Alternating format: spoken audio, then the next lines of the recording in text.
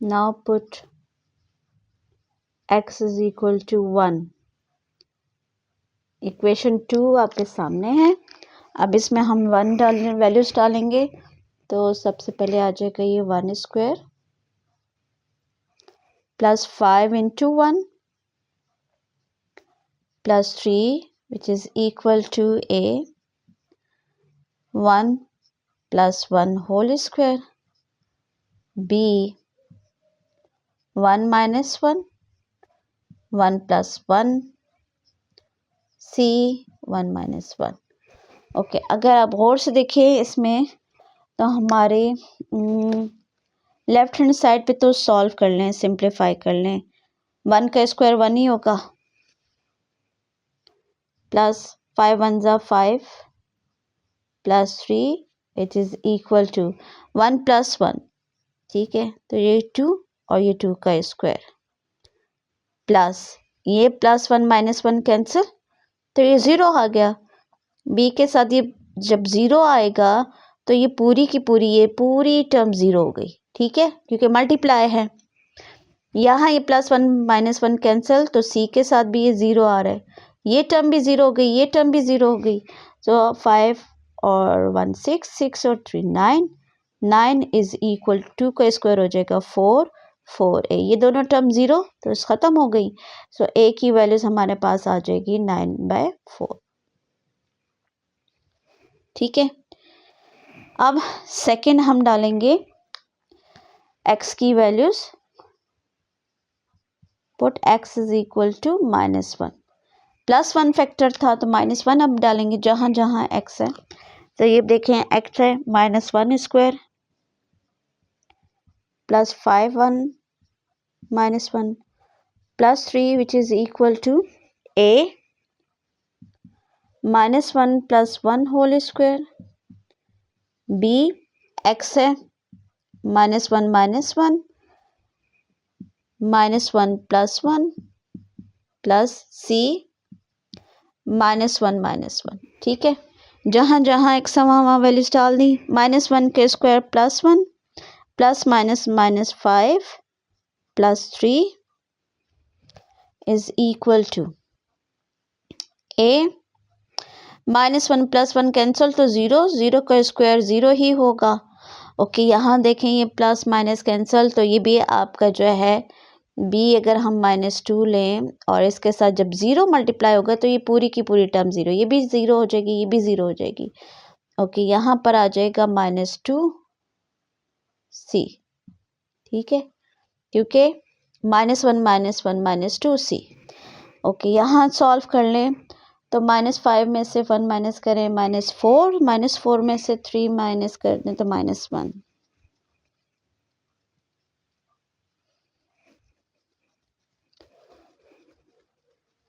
सो ये टर्म भी 0, ये भी 0, -2c रहेगा। तो -2c now negative negative cancel, ये नेगेटिव इस नेगेटिव को कैंसिल कर देगा, तो c की वैल्यूज आ जाएगी 1/2। अभी देखिए हमारे पास एक ही वैल्यूज आई है। ठीक है, इसको ब्लॉक्स में लिख दें। c की वैल्यूज आ गई, इसको भी ब्लॉक्स में लिख दें। अपनी नोटबुक में भी आप इसी तरह ब्लॉक्स में लिखें। अब ये देखो इक्वेशन 1 में तो हमारे पास b भी था, हमारे पास सिर्फ a और c की वैल्यूज है। अब b इज मिसिंग, b को भी फाइंड करना है। अब b को तो फाइंड करने के लिए आपने क्या करना है, हमारे पास कोई और फैक्टर है नहीं, सही है, हमने इसी को ही लेके करना है। तो अब 2 फैक्टर से तो उसके रूट निकाल दिए। b की वैल्यूज़ के लिए हम क्या करेंगे, हम जाएंगे दोबारा इक्वेशन 2 की तरफ। इक्वेशन 2 आपने लिखना है और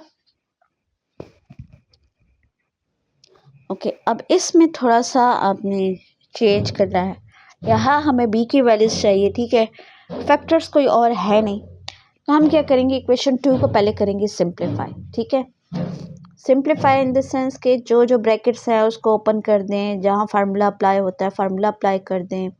लाइक अब जैसे ये फार्मूला है a + b होल स्क्वायर का, तो हम फार्मूला अप्लाई कर देंगे होल स्क्वायर का, तो ये आ जाएगा a² + b² + 2ab।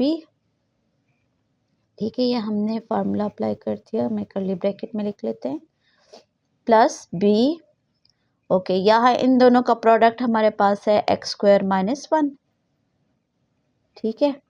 सी को मल्टीप्लाई कर दे, सी एक्स माइनस सी। नेक्स्ट स्टेप में फर्दर सिंप्लीफाई करें। इक्वेशन 2 पहले पूरी लिख कर ना उसको आपने सिंप्लीफाई करना है, ठीक है। अब देखो मैं यहाँ सिंप्लीफाई भी कर रही हूँ और ए को बी इसके साथ मल्टीप्लाई, या चले हम नेक्स्ट स्टेप में कर लेंगे। कुछ स्टूडेंट्स ऐसे भी होंगे जिनको नहीं समझ आती डायरेक्ट की, तो उनके लिए मैं स्टेप्स कर रही हूँ। और अगर किसी को लगता है कि उनको क्लियर है तो आप ये स्टेप स्किप कर सकती हैं, ठीक है, जो मैं कर रही हूँ।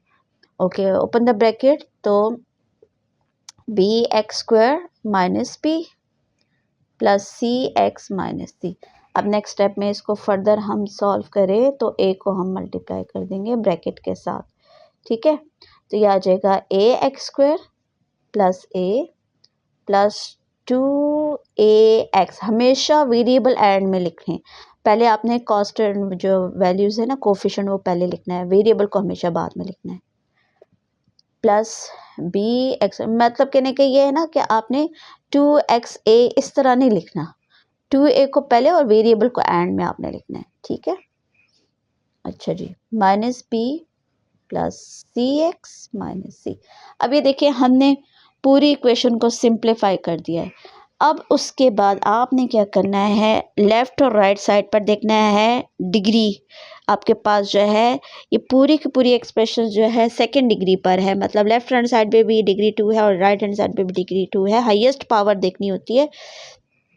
तो आपने क्या करना है, इनके कोफिशिएंट को कंपेयर करना है। सबसे पहले हम डिग्री 2 ले रहे हैं। यहाँ आपने स्टेटमेंट लिखनी है, कंपेयरिंग द कोफिशिएंट ऑफ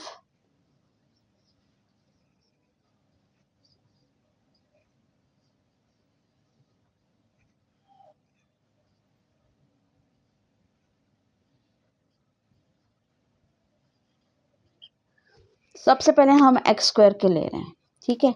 अब यहाँ चाहें तो एक्स स्क्वायर लिख कर ना, ये एक्स स्क्वायर और इसके आगे एरो लगा सकते हैं कि आपने ये एक्स स्क्वायर के कोफिशिएंट लिए हैं, सही।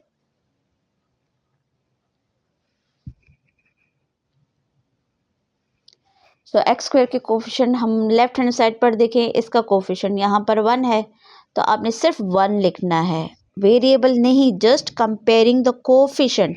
तो एक्स स्क्वायर का यहाँ कोफिशिएंट कुछ नहीं है, तो मीन्स कि ये 1 है, और कोई टर्म एक्स स्क्वायर की नहीं है, तो सिर्फ 1 आएगा। फिर ये इक्वल का साइन, ठीक है। फिर राइट हैंड साइड पे आप देखना है एक्स स्क्वायर की टर्म्स, एक ये है एक्स स्क्वायर की टर्म्स, एक ये है एक्स स्क्वायर, तो इसके कोफिशिएंट है यहाँ ए है, ए लिख दे, ठीक है। फिर दूसरा है बी, प्लस बी लिखते हैं, ठीक है, और कोई भी टर्म एक्स स्क्वायर की नहीं है। अब आपके पास देखें ए और बी आ गया। As we have the values of A की वैल्यूज़ 9/4 है, तो आपने क्या करना है, इसमें वैल्यूज़ डाल देनी है 9/4। बी की अननोन है जो कि हम फाइंड कर रहे हैं। अब कांस्टेंट को कांस्टेंट के पास ले जाएं, 1 - 9/4 इज इक्वल टू बी। तो अब इसको सिंप्लीफाई करें तो बी इज इक्वल टू 1 - 9/4 है, दोनों का ले लें एलसीएम, तो दोनों का एलसीएम आ जाएगा 4, तो यहाँ आ जाएगा जी 4 - 9 और ये आ जाएगा -5/4। तो बी की वैल्यूज़ हमारे पास आ जाएगी -5/4। ए बी सी तीनों की वैल्यूज़ आ गई। अब इन तीनों वैल्यूज़ को आपने इक्वेशन 1 में डाल देना। अब थोड़ा सा ये आगे जो है ना क्वेश्चन थोड़े से लेंथी होना शुरू हो जाएंगे, क्योंकि रिपीटेड लीनियर फैक्टर्स आएंगे, तो थोड़े से लेंथी क्वेश्चन। ओके, अब आपने इक्वेशन 1 में वैल्यूज़ डाल दें ए बी सी की, ठीक है। अब इसमें से कुछ स्टेप्स आप जो है वो स्किप भी कर सकते हैं, मतलब जो आपको समझ आती है, जैसे कि पीछे मैंने बोला है। अब यहाँ देखिए ए की वैल्यूज़ 9/4, बी की वैल्यूज़ है -5/4, सी की वैल्यूज़ है 1/2, ठीक है।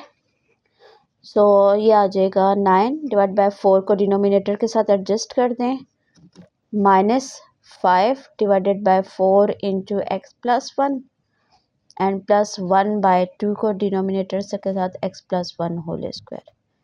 तो ये हमारा आंसर एंड में आ जाएगा। This is partial fraction. I hope कि क्लियर हो गया होगा। तो नेक्स्ट क्वेश्चन के लिए next video, so keep watching.